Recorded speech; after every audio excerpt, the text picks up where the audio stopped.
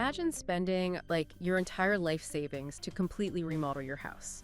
You put in the best appliances. You lay down pristine hardwood floors. You make it absolutely perfect. Right, the dream renovation. Exactly.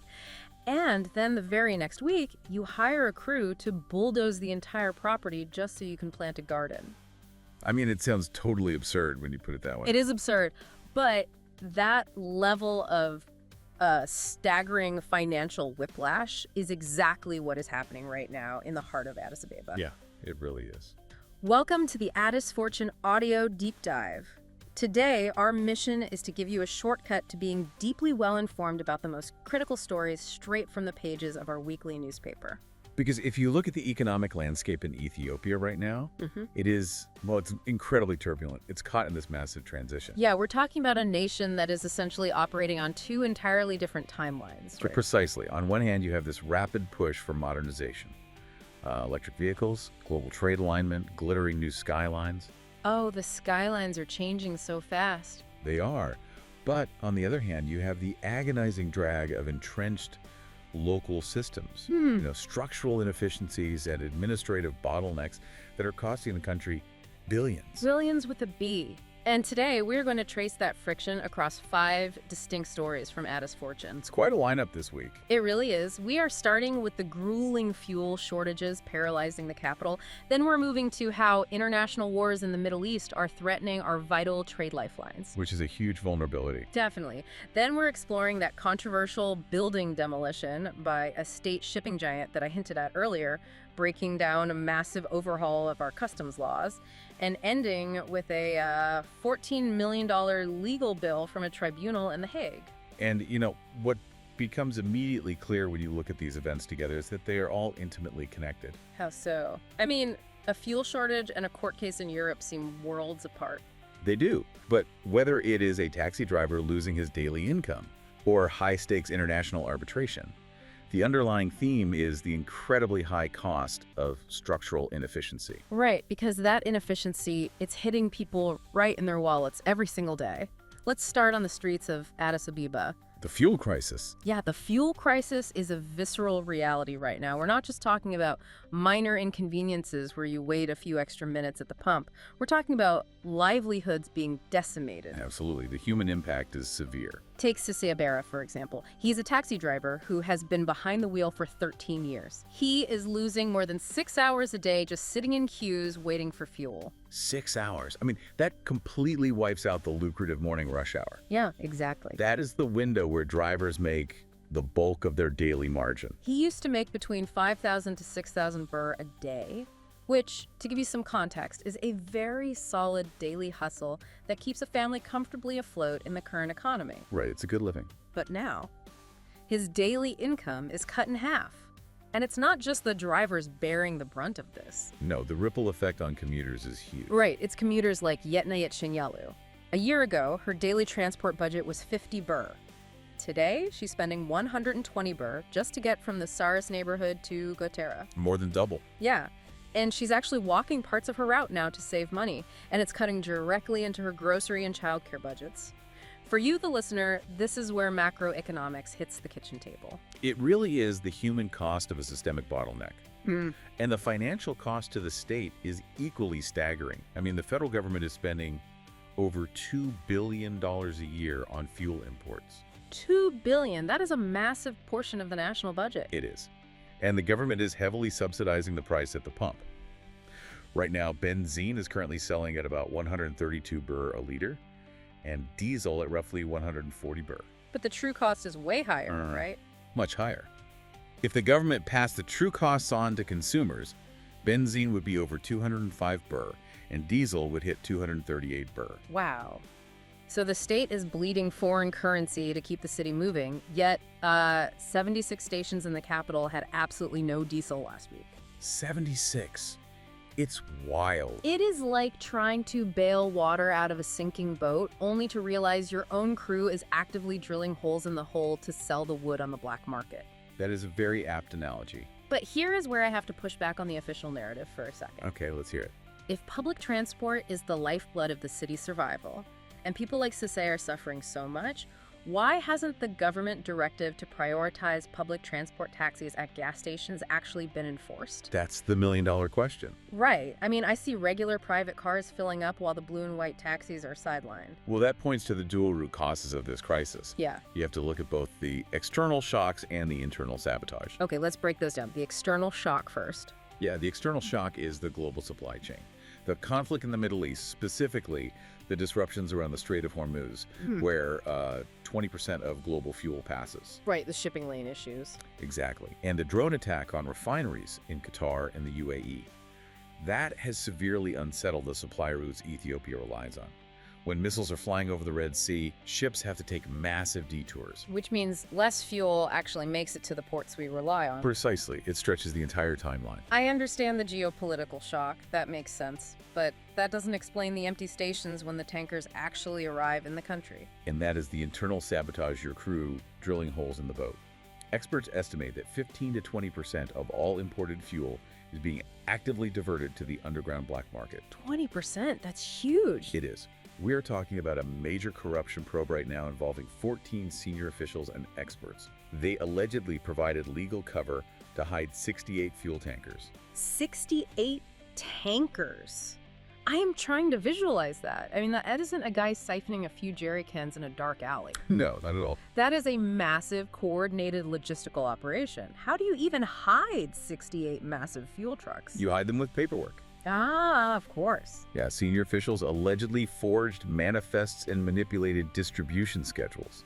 They diverted trucks that were meant for public stations in Addis Ababa to industrial black markets or, border smuggling routes where the fuel could be sold at a massive premium. So they created artificial scarcity to drive up prices? Exactly. It's textbook racketeering. So in response, policymakers are trying to shift the paradigm entirely. They are pushing heavily for electric vehicles. We already have over 100 electric buses operating in the city to bypass the diesel dependency entirely. Which is a great long-term strategy. Yeah, and Ethiopian Investment Holdings is pushing to build a massive new 150,000 cubic meter fuel storage hub in neighboring Djibouti, to create a buffer against these supply shocks. And expanding storage in Djibouti is a logical step for securing our physical fuel reserves. However, There's always a however. there is. Deepening our reliance on those ports highlights another massive vulnerability for Ethiopia. It brings us face to face with our absolute reliance on global shipping routes that are currently, a war zone. Right, let's follow that thread to the Red Sea because Djibouti handles up to 30 million tons of cargo a year, and Ethiopian trade accounts for half of that. Half of the entire port's volume. Yeah, we push over 15 million tons of goods through those ports annually. And the news this week from the Djibouti Ports and Free Zones Authority is deeply intertwined with the conflicts we just discussed. Right. The chairman of the authority, Abu Bakr Omar Hadi, has explicitly banned shipping agents from imposing retroactive war surcharges on cargo. Specifically cargo that was loaded before the current Gulf crisis escalated. It is a protective measure to shield cargo owners from surprise fees. Because for Ethiopia, this isn't just a legal technicality about port fees, it's about protecting our containerized cargo. The lifeblood of our export economy. Exactly. We are talking about our major exports: processed coffee, oil seeds, garments manufactured in our industrial parks. Container cargo is only about 10 to 15% of our trade by volume, but it represents a massive share of the actual financial value. Right, it's the high value stuff. But the problem, though, is that the Port Authority's ruling only covers one specific type of fee. The real threat to the Ethiopian economy isn't the base freight rate. No. No, it is the secondary market. Okay, I'm a bit confused here. Our own state shipping enterprise, ESLSE, which controls an incredible 93% of our shipping logistics market, says they aren't even collecting this war surtax on shipments handled through Djibouti. That's true. They are absorbing it. So if the dominant player isn't charging this specific fee, why is the situation in the Red Sea still threatening to cause massive inflation back home? Because the invisible enemy driving up costs is insurance. Oh, interesting. Yeah, Africa Re, which is the lead Pan-African reinsurance company, recently issued a cancellation notice for war risk coverage in the Red Sea and the Gulf. Okay, to clarify for everyone listening, reinsurance is essentially insurance for the insurance companies, correct? It's the safety net for the local providers. Precisely. It's how local insurers manage their own risk. And when Africa Re bails out and drops coverage entirely, local insurers are forced to go to specialized high-risk syndicates in London or elsewhere to underwrite these voyages. And I'm guessing that's not cheap. Not at all. For any future voyages through those high-risk waters, war risk coverage is immediately excluded unless it's reinstated with massive extra premiums. International insurance costs for these routes have spiked 35%. 35%. So even if our state shipping enterprise manages to keep the base freight rates steady by not passing on the port surcharges, they cannot control the global insurance market. Exactly. That 35% spike in insuring cargo against missiles and drones is going to be baked into the final price of the goods. It's an unavoidable inflation multiplier imported directly from a geopolitical conflict. Yep. The importer pays the higher premium, the distributor pays the importer, and ultimately you, the consumer buying goods in Addis Ababa, foot the bill. So we have ESLSE, this massive state enterprise, navigating these incredibly complex, dangerous global waters, trying to shield the economy from external shocks. They're doing their best on the international front. But ironically, back home in Addis Ababa, this exact same state enterprise is generating a completely different kind of controversy with a wrecking ball. Yes. The domestic operations of ESLSE are currently in the spotlight for a sequence of financial decisions that are, well, drawing intense scrutiny from urban planners and the public alike. To put it mildly, we're talking about their headquarters on Gambia Street. ESLSE is actively demolishing its 6-story Derg-era building to move its staff into a brand new 400 million birr multi-purpose building right next door. Right next door. Now, for some context for you guys, Derg era refers to the Marxist-Leninist military junta that ruled Ethiopia from the mid-70s to the late 80s. These buildings are often solid, brutalist structures that hold significant historical and architectural memory in the capital. And you might think, well, the city is modernizing, out with the old, in with the new. But the financial reality of this specific demolition is staggering. Unbelievable, really. The old building they are currently tearing down to make room for parking and green space recently underwent extensive renovations that cost close to 390 million birr. 390 million. That is my bulldoze the remodeled house metaphor from the intro. They spent 390 million birr updating the interior, only to tear it to the ground to move into a new building that cost roughly the same amount.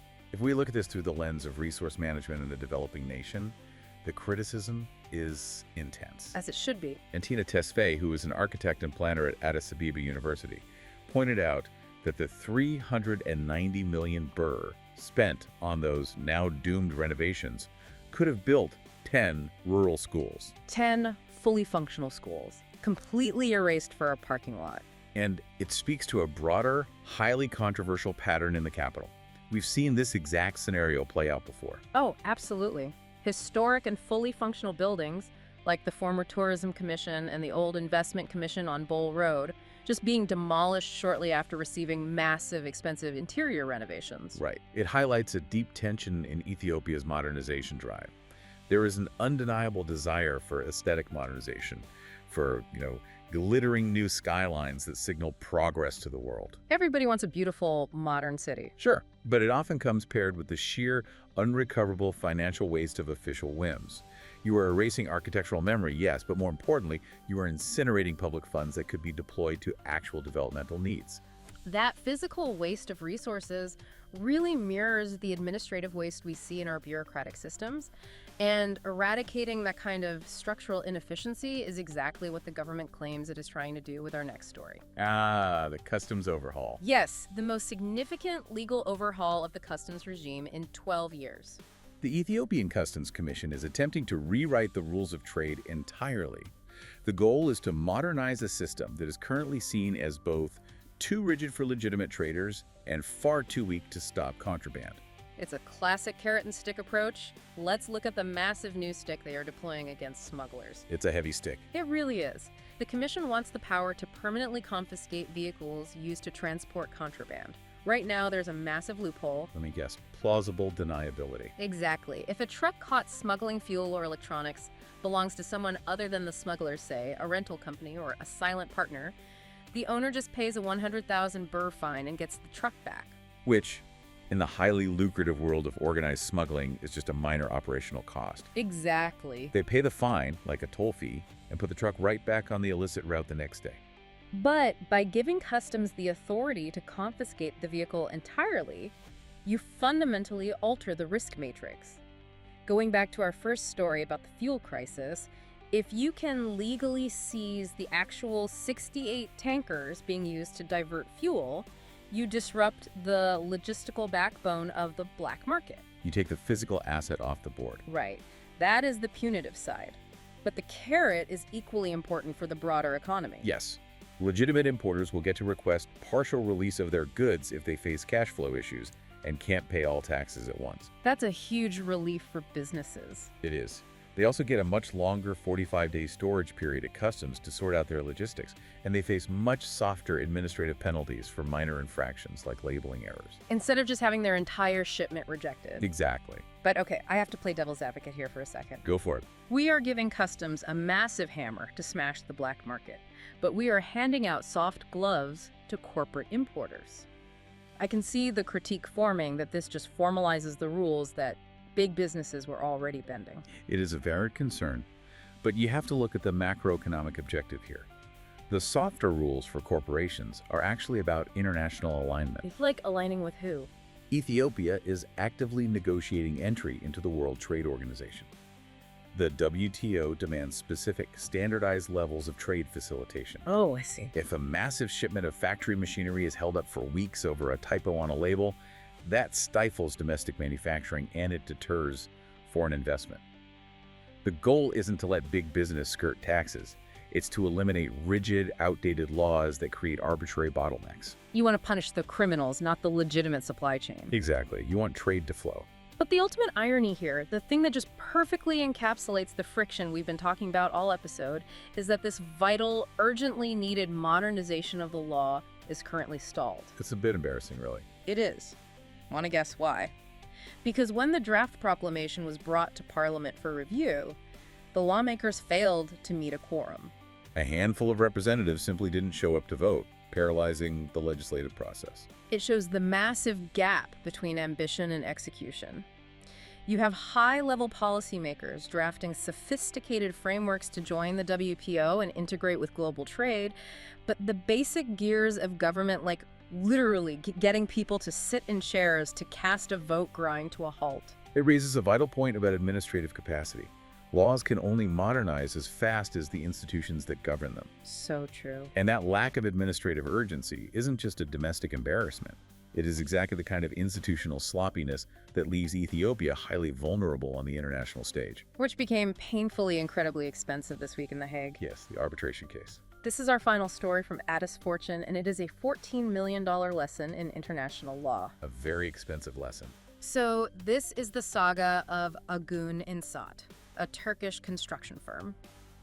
A few years ago, the Ministry of Industry promised them 100 hectares of land for a massive $1 billion industrial zone. Which sounds great on paper. It does. $1 billion in investment, the problem. That land was right next to the Legendati and Dyer Dam. Yeah. And those dams supply the fresh drinking water for the entire city of Addis Ababa. It was a catastrophic oversight in the initial planning phase. Placing a $1 billion industrial park with all the associated chemical runoff and waste right next to the municipal water supply is a recipe for a public health disaster. Utterly catastrophic. So the Addis Ababa Water and Sewerage Authority sounded the alarm, and the government realized the immense danger of industrial contamination. They banned industrial activity on the site and offered the Turkish firm a different location to build their park. Which is the responsible thing to do. Right. But the firm refused the new location, claimed the government was expropriating their investment, and sued Ethiopia in the Permanent Court of Arbitration in The Hague for $500 million. $500 million. And this arbitration process dragged on for over 6 years, consuming massive legal resources. So the tribunal finally delivered a mixed verdict. They ruled that Ethiopia absolutely had the sovereign right to protect its capital's drinking water and its environment.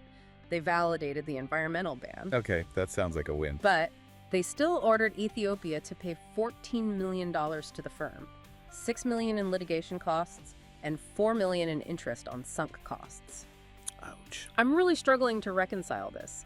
We won the case. We successfully protected our own drinking water from industrial runoff, yet we are the ones writing a $14 million check to the company that almost polluted it. How does the tribunal justify punishing the victor? Because it isn't a victory. How is it not? And that's exactly the perspective of former Judge Addis Hale, who analyzed the intricate legal details of this case for Addis Fortune. He points out that while $14 million is a fraction of the $500 million demanded, it is still a massive unforced loss for the country. An unforced loss. Yeah. And the root cause isn't the environmental policy. It is incredibly poor contract administration. What specifically failed in the administration? Like, what did we do wrong? It comes down to bilateral investment treaties and stabilization clauses. Ethiopian parties, both public and private, frequently sign agreements drafted by foreign counterparts without conducting meticulous due diligence. They just sign on the dotted line. Pretty much. They don't properly review the dispute settlement mechanisms or the strict procedural off-ramps required if the contract needs to be altered. When the government realized the environmental danger and offered an alternative site, they didn't execute that pivot according to the exact legal mechanisms dictated by the investment treaty. Wait, so they did the right thing for the city, but they did it the wrong way legally. Precisely. When you sign a bilateral investment treaty without incredibly strong in-house legal counsel to negotiate and monitor every single clause, you leave yourself exposed to international arbitration. What? The tribunal recognized Ethiopia's right to protect its water, but penalized the government for failing to provide, quote, fair and equitable treatment in how they handled the cancellation. Unbelievable. This $14 million bill isn't a fine for protecting water. It is essentially the tuition fee a developing nation pays for failing to professionalize its legal negotiations. A $14 million tuition fee.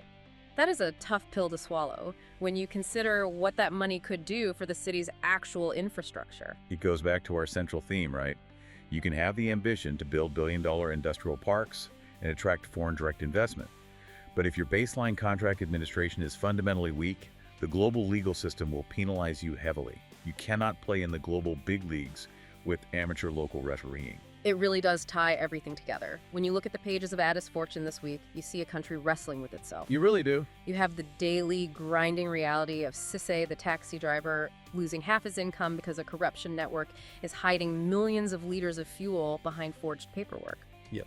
You have Ethiopian trade facing massive 35% insurance hikes because of a geopolitical war in the Red Sea. Which we can't control. Exactly. Then you have a state enterprise bulldozing a $390 million burr renovation just to build a new, while rural areas lack schools.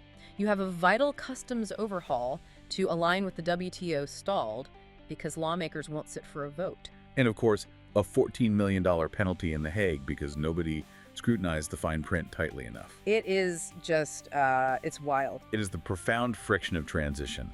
We are attempting to outrun our own inefficiencies, but those structural flaws keep pulling the economy backward. We are fighting to survive in this unforgiving, fast-paced global economy, but we keep tripping over our own outdated local systems. Which leaves us with a critical thought for you to consider as we wrap up today's analysis. Let's hear it. If a rapidly modernizing country is busy building electric vehicle fleets, chasing World Trade Organization membership, and erecting glittering new skylines, what is the true hidden cost of leaving its foundational administrative and legal systems behind? How much tuition can a developing economy really afford to pay to the rest of the world before the budget simply runs out? That is the multi-million-dollar question we will be watching closely in the weeks to come. Thank you for joining us for this deep dive into the pages of Addis Fortune. It is a complex world out there, but understanding these structural connections is the absolute first step to navigating it. Stay curious, keep asking the hard questions, and we will catch you on the next deep dive. Goodbye.